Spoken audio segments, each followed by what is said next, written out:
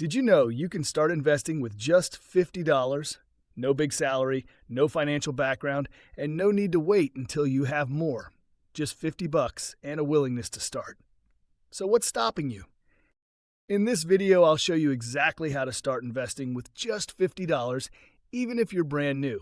We'll cover where to open your first account, what to invest in, and how to grow wealth over time. This is beginner investing made simple. Step 1 is picking the right investing platform. When you're working with a small amount, every dollar counts. You don't want fees eating up your gains before you even begin. Some apps still charge commissions or have hidden fees. Avoid those. Look for platforms that support fractional shares and charge no account maintenance fees. Some great options include Fidelity, Charles Schwab, Robinhood, SoFi Invest, M1 Finance, and Public. Fractional shares are key. If Amazon costs over $3,000 per share, you don't need that much. With fractional investing, you can invest just $10 and still own a piece of that stock. That makes your $50 powerful from day one. Now let's talk about step 2, choosing what to invest in. This is where a lot of beginners feel stuck. But here's the truth. You don't need to pick individual stocks. You don't need to chase the next big tech company. Instead, use ETFs or exchange-traded funds. These are bundles of stocks you can buy with one purchase. They give you instant diversification and lower your risk. A great starting point is the S&P 500 ETF like VOO or SPY. These funds track the 500 largest companies in the U.S., including Apple, Microsoft, and Coca-Cola. When you invest in one of these ETFs, you're not betting on one company. You're betting on the long-term growth of the U.S. economy. Historically, the S&P 500 has returned about 8 to 10% per year. That's solid, steady growth. Let's run the numbers. If you invest $50 today and add $50 each month, after 10 years at an 8% return, you'd have over $9,000.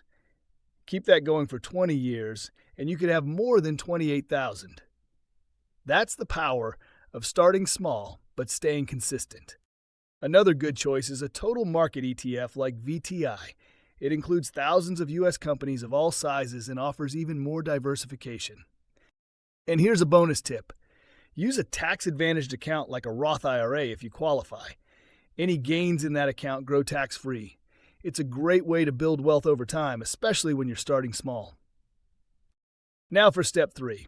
Build the habit and automate your investing. The biggest secret to long-term investing success isn't picking the right stock. It's consistency.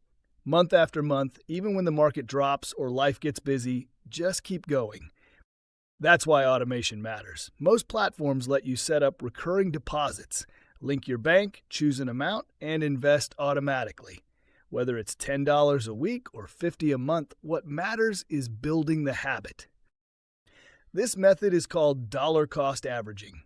It means you're investing the same amount at regular intervals, no matter what the market is doing. Over time, this lowers your average cost per share and reduces risk from market ups and downs. Another tip, reinvest your dividends. Most ETFs pay small dividends each quarter. Turn on the DRIP option, dividend reinvestment plan, so those payouts automatically buy more shares. That creates compounding without any extra effort. Think of your first $50 like planting a tree. That's your seed. Your monthly contributions are water, and time is the sun.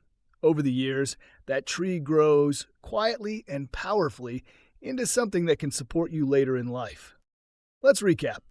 Start with the right platform, one that offers fractional shares, no fees, and simple automation. Then choose low-cost ETFs like VOO or VTI for broad market exposure. Finally, automate your deposits and reinvest your dividends. If this video helped you see that beginner investing doesn't have to be complicated or expensive, give it a like.